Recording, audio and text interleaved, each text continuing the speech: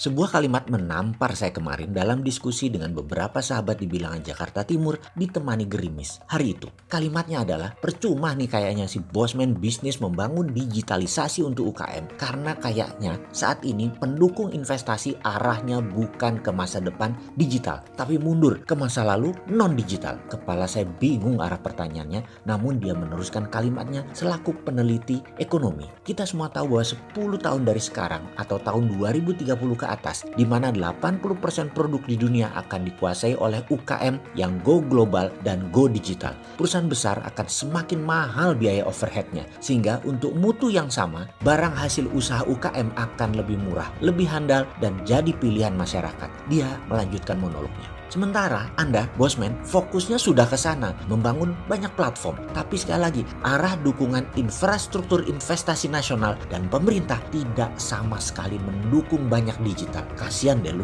saya masih leng-lengan, setengah paham dan bertanya, jadi apa sebenarnya yang terjadi? Dia pun melanjutkan, itu Omnibus Law saya baca draftnya, yang versi halaman 1000-an sampai halaman yang di bawah 1000-an, jadi 2 saya baca. Yang siapa juga telah membaca lengkap sampai paham anggota parlemennya. Saya mau bertanya, mohon angkat tangan, jangan-jangan gak banyak yang lengkap membacanya sampai habis. Itu pertanyaan banyak teman-teman pengamat kebijakan nasional yang sampai sekarang masih keleyengan membaca arah pasal per pasal, menjahitnya bagaimana, juga aplikasinya nanti secara keseluruhan itu bagaimana. Dia pun melanjutkan, saya menemukan kata air itu lebih dari 230 kata. Kata tanah itu lebih dari 250 kata. Kata hutan bahkan lebih banyak lagi, yaitu 350 kata. Jadi kalau dilihat nih ya, Omnibus Law itu yang terbanyak ya tentang jual tanah air kali fokusnya ya. Lalu katanya lagi dengan nada meninggi. Tahu nggak mas? Kata digital hanya 11. Kata finansial inklusi nggak ada. Bayangkan dunia ke depan itu masalah teknologi, masalah informasi, digitalisasi, telekomunikasi, keuangan digital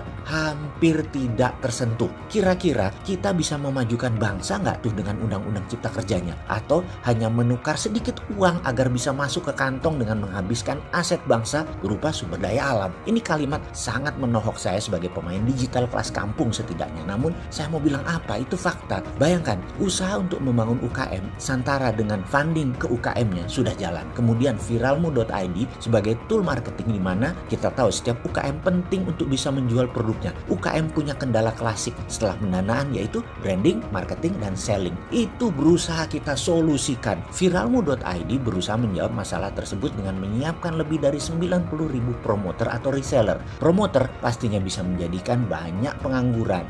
Ahli status sosmed mendapatkan income sampingan dengan memviralkan produk UKM dan mereka dapat komisi. Target tutup tahun 2020 ini adalah 500.000 promoter yang akan membantu memviralkan produk UKM di viralmu.id. Bener deh, untuk dunia bisnis digital menjalankan bisnis tidak gampang. Banyak kendala teknis, database lah, server lah, koneksi internet lah, user experience, mahalnya SDM, sedikitnya SDM yang loyal, sedikitnya pilihan SDM yang militan dan kreatif, lalu tidak didukung lagi oleh infrastruktur birokrasi. Lengkap deh penderitaan pemain digital. Apa efek diskusi tersebut? Diskusi kemarin masuk ke pikiran saya sampai tembus ke hati saya, masih membekas hingga malam harinya, bahkan sampai pagi harinya. Merasa susah benar berjuang membangun ekonomi kerakyatan itu. Internet digital adalah demokratisasi bisnis atau membebaskan pasar. Namun banyak regulasi hadir membatasi gerak pasar bebas menjadi pasar terarah. Arahnya terbanyak adalah tanah, air, hutan, digital dianaktirikan. Sementara realitanya adalah bisnis di Indonesia 90% adalah UKM. Faktanya 97% angkatan kerja ditampung di UKM. Digitalisasi membuat UKM punya pembukuan sendiri, punya marketing tool sendiri. Santara punya funding sistem membantu UKM. Ini tidak akan tumbuh baik kalau ekosistem tidak didukung secara total oleh pejabat dan peraturan negara. Jadi sarannya gimana